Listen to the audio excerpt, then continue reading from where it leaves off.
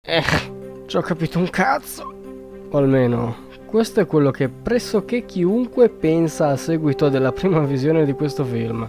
Akira, il capolavoro massimo apice dell'arte giapponese dedita all'animazione. E infatti, quando ne dici il titolo, non credo esista nessuno cui non ricordi qualcosa. Una pellicola mastodontica che ha coinvolto più di 1 migliaio di animatori disgraziati divisi in una cinquantina di studi dilazionati per tutto l'arcipelago nipponico, costato 1 miliardo di yen. Continua a essere ancora oggi all'avanguardia, seppur uscito 30 anni fa. Un futuro più che prossimo già passato, dove il 2019 e un paese che deve risollevarsi a seguito di una terza guerra mondiale fanno da sfondo a quello che è a tutti gli effetti il tassello più importante dell'intrattenimento giapponese. Ma il manga!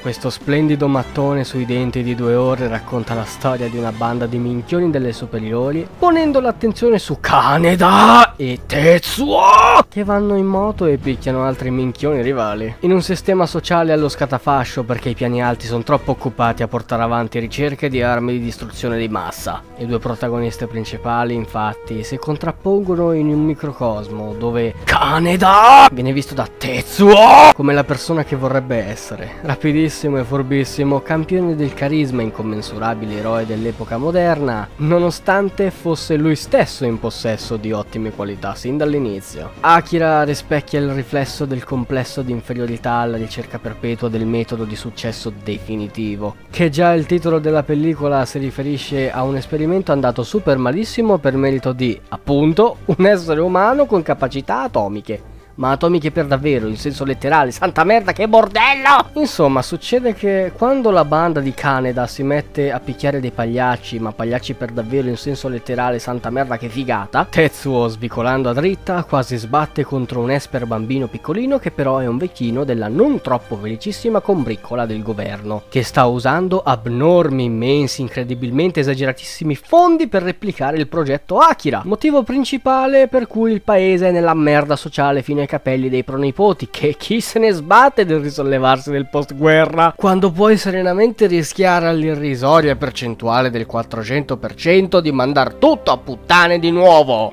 Vabbò che a Otomo piace fare le robe intricate, di trame arzigogolate, però insomma è una splendida metafora di quella volta che Einstein disse che lavorare sull'atomica è come un topastro che si crea da sé una trappola per topastri. Ed è quello il bello, se no mica si sarebbe fatto strada sgommando male verso l'apice della qualità. Tra l'altro, per quanto sia un dramma politico con spruzzate fantascientifiche, mantiene vivo più che mai lo spirito alla base dell'intrattenimento nipponico, che in un dinamismo attraverso sequenze in corsa e l'equilibrata dose di dettagli in un ambiente sci-fi, ci si sente sul sellino della moto di Kaneda. E questo è il punto più forte di tutto il complesso Akira. Una doppia spirale tra la semplicità e cura maniacale per il dettaglio, con conseguente prenderci a sberle lo spettatore 2 a 2 finché non diventano dispari. Anche la colonna sonora turpe, improvvisa e calcata colpisce di botto pressoché di soprassalto, calcando fortemente la mano sulla gravità di una scena, esaltandone in maniera sopraffina il contesto. Non c'è nulla che sia fuori posto, ogni singolo frame dimostra quanto, fino all'ultimo yen, sia stato ben speso. Una vera e propria esplosione roboante dall'inizio alla fine, con dei crescendo perpetui dove l'intreccio finale è un vero e proprio Big Bang.